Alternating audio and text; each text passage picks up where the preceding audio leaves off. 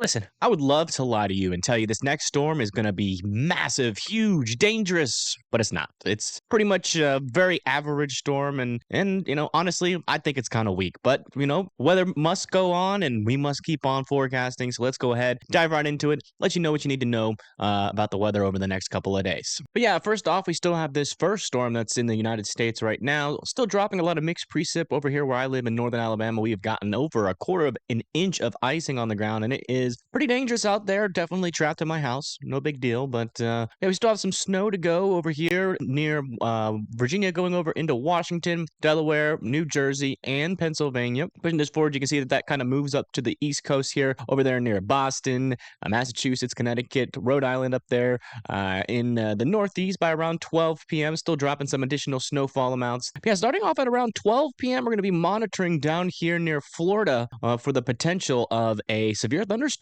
event down here, also with a small risk of tornadoes. It shouldn't be anything too crazy, but we will go over that in a little bit more details as well. And behind this, here's our next storm. You can see it actually impacts the Pacific Northwest pretty decently up there, bringing some more gustier winds, a lot more snow up there in the mountainous region, and then that energy moves into the United States, kind of merges with this low pressure system here, and we start to see potentially another little snowfall event over here in the southeast near Kentucky and Tennessee. But as of right now, it is not looking nearly as impactful as this last storm, but it could still drop some additional snow, so we'll be going over that as well. Then after that moves out of the country, I mean, there's really not too much to talk about in terms of like big storms, severe weather, or snow. So that's what we're going to be going over in this forecast. So let's get into it. All right, so first off, with the timing of this rest of the snow with this storm that we just dealt with down here in the southeast, I mean, some areas picking up to 6 to 7 inches, and even some areas over there in Nashville getting up into those 9-inch marks. Pretty impressive there for a southeast snow event, at least. But up here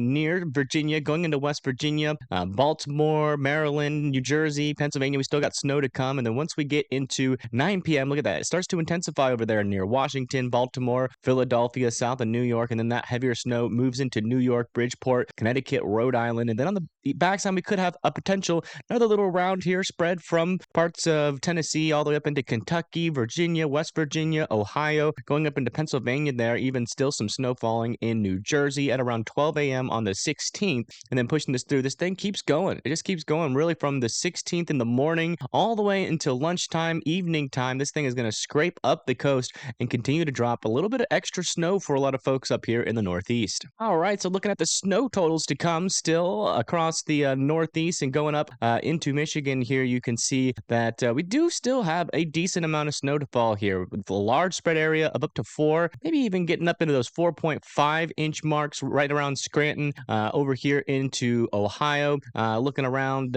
3 inches, 4 inches there for Mansfield and Canton, looking around 4 to 5 inches there in Akron, 4 in Youngstown, right around 4 or 5 inches there in Cleveland as well, with maybe still some snow to come for Indiana as well. Then along the coast here, we're expecting a widespread area along the coast of 5 to 7, maybe even getting up into those 8-inch mounts if you are lucky. And then just to the east of that, it tapers down into those 4 to 5, 3 to 4, and then kind of going into nothing as you go further east into Michigan. And then over here in New York, you can see we still have a lot of lake effect snow, potentially up to a foot left over there in Buffalo, also there near Watertown. That tapers down the further off you go east. And then, looking widespread across New York, going into the Northeast of 4 to 5 inches with some isolated spots of up to 5 to 6, maybe even getting into those 7-inch marks on the peak of the mountain still to come. And then over here near Caribou in Maine, could potentially still get up into those 9, 10, maybe 11-inch snowfall amounts as that storm moves off to the north. But that's pretty much it for this storm over the next 3 days. And then coming over to here, you can see we have another kind of impactful storm, but it's in the Pacific Northwest here. But that is mainly going to be up really isolated to the northern parts of the country over here for Montana, Washington, Oregon, Idaho is going to be getting a lot of snow out of this, especially in the mountainous regions. And that's eventually going to spread into Nebraska and South Dakota with widespread 3 to 4 inches 2 to 3 over here in South Dakota, and then getting up into those higher amounts as you get into the higher elevations of Montana. But I mean, yeah, a little pretty large area here of around 7 to 8, maybe even getting into those 9 over a foot there in some of those areas there. So just make sure that you are prepared as that comes through. All right, moving into tomorrow's severe weather risk over here, you can see we have a large, kind of a marginal risk out here over there near Ocala, Palm Coast, Daytona Beach, the Villages, Mount Dora, Orlando, Kissimmee, Lakeland, Palm Bay, Port St. Lucie, Tampa, and Spring Hill. Fortunately, Port St. Lucie, you guys are going to have to be weather aware. Again, going into tomorrow, we actually had a tornado today.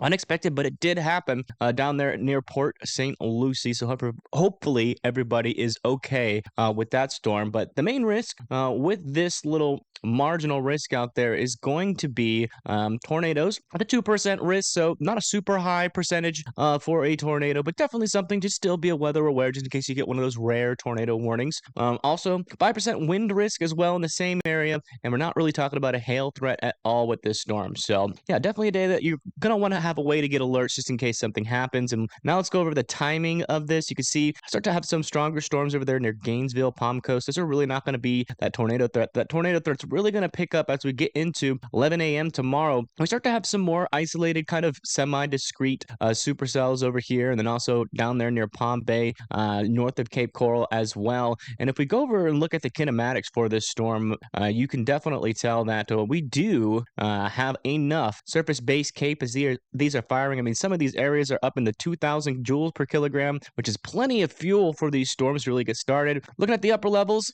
decent winds there, not super strong, but enough. And then down there in the lower levels, kind of the same thing, decent, but not strong, but enough spin in the atmosphere for some of these storms to be able to potentially put down a tornado.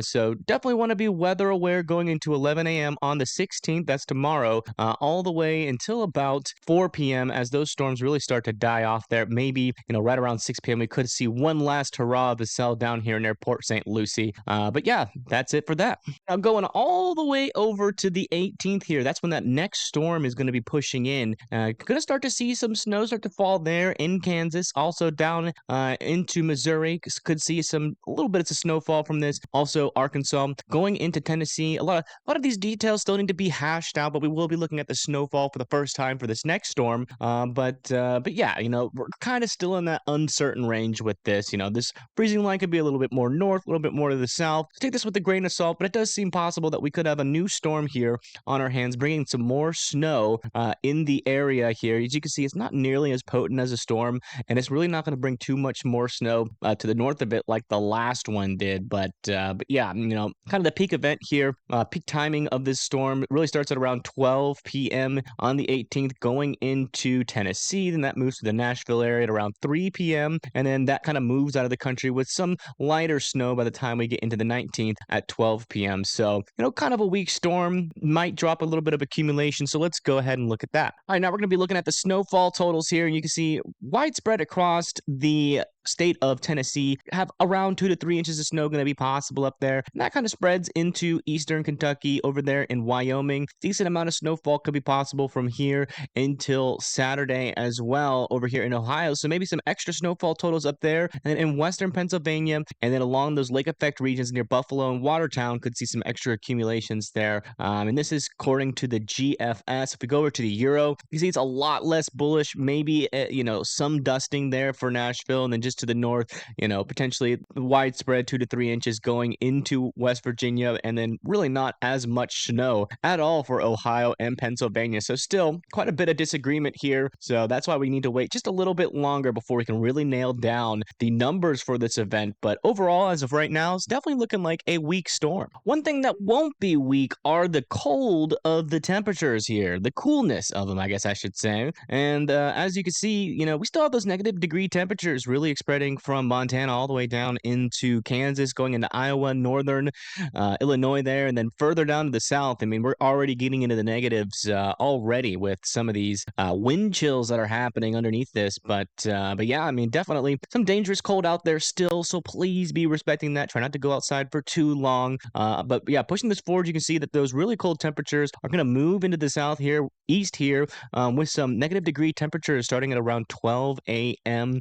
Going into the 17th. That's going to be on Wednesday, just going into Wednesday tomorrow. And yeah, negative degree temperatures over there in Nashville and Knoxville will also be possible, still with some negative degree temperatures up there in Iowa, going into Illinois and Wisconsin there. And a lot of people across the country at this point are really going to be in the teens. Very few people are going to be over 20 degrees. As you can see, really widespread single digit to teens temperatures out there. But pushing this into the 18th, you can see potentially we have this guy kind of like scoots off to the east a little bit. Then watch what happens as we go into the 18th and the 19th. Maybe another little area of some Arctic to Canadian air pushing into the country where it could definitely, pose even more freezing problems in terms of, pipes in the south, also over here in the Midwest going up into the Great Lakes and the Northern Plains. Widespread negative temperatures won't be as cold as the last one,